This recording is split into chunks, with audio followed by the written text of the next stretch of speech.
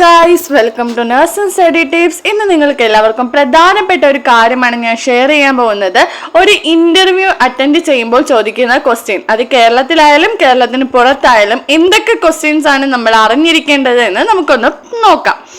ഒന്നാമത്തെ ക്വസ്റ്റ്യൻ ആണ് നമ്മൾ അറിഞ്ഞിരിക്കേണ്ടത്, വളരെ ഇമ്പോർട്ടൻ്റ് ആണ്. എമർജൻസി ഡ്രഗ്സ്, കുറച്ച് എമർജൻസി ഡ്രഗ്സ് ഒക്കെ പഠിച്ചിരിക്കുക.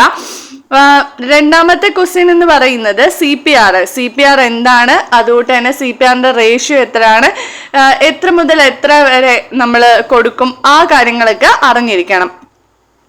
മൂന്നാമത്തെ കാര്യം എന്ന് പറയുന്നത് നമ്മൾ ഏറ്റവും അത്യാവശ്യമായിട്ട് അറിഞ്ഞിരിക്കേണ്ടത് നോർമൽ വാല്യൂ ആണ്. BP, ബ്ലഡ് പ്രഷറിന്റെ, അതുകൊണ്ട് തന്നെ blood sugar level, creatine, sodium, potassium, serum potassium, serum protein, ഇതൊക്കെ വളരെ ഇമ്പോർട്ടൻ്റ് ആയിട്ടുള്ളതാണ്. അപ്പൊ ഇതിൻ്റെയൊക്കെ വാല്യൂ നമ്മൾ അറിഞ്ഞിരിക്കണം. നാലാമതായിട്ട് നമ്മൾ നോക്കേണ്ടതെന്ന് വെച്ചാൽ നമ്മൾ CPRന്റെ കാര്യം പറഞ്ഞു. അത് കഴിഞ്ഞിട്ട് നമ്മൾ നോക്കേണ്ടതെന്ന് വെച്ചാൽ നമ്മുടെ ബോൺസ്, ഹ്യൂമൻ എത്ര ബോൺസ് ഉണ്ട്, 206 ബോൺസ് ആണുള്ളത്.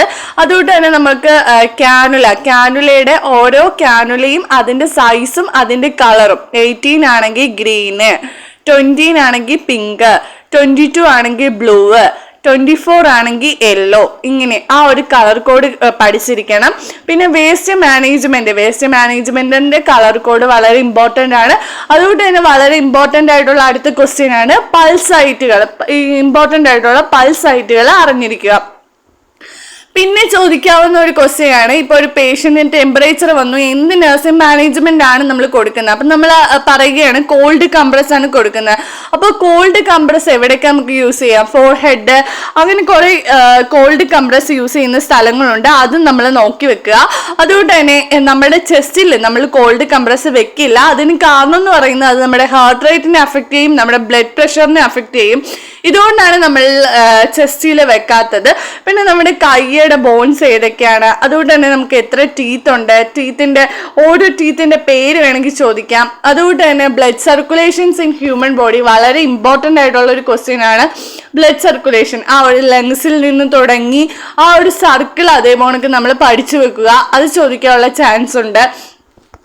പിന്നെ ചോദിക്കാം ചെസ്റ്റിൽ ഇൻക്ലൂഡ് ആയിട്ടുള്ള ഓർഗൻസ്, എത്ര ഓർഗൻസ് ആണ് ചെസ്റ്റിൽ ഇൻക്ലൂഡ് ആയിട്ടുള്ളത്, അതുകൊണ്ട് തന്നെ നമ്മുടെ ഹ്യൂമൻ ബോഡിയിൽ എത്ര ബോൺസ് ആണുള്ളത്.